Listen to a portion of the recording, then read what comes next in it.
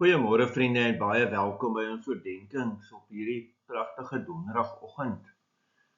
En ja, ons is mos besig met Johannes en ons is by vers 15 uit Johannes 14. Hierdie eenvoudige vers.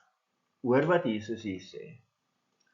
As julle my liefhet, sal julle my gebooie onderhou.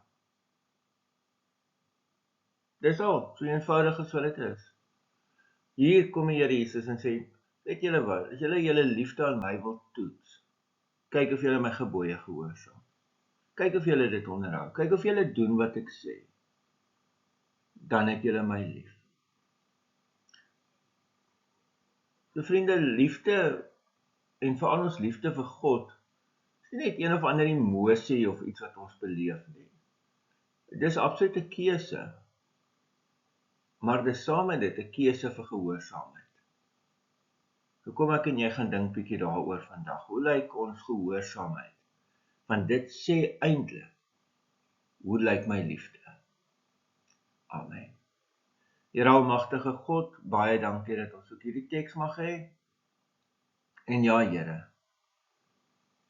ons kom bid dat ons ook gehoorsaam mag wees.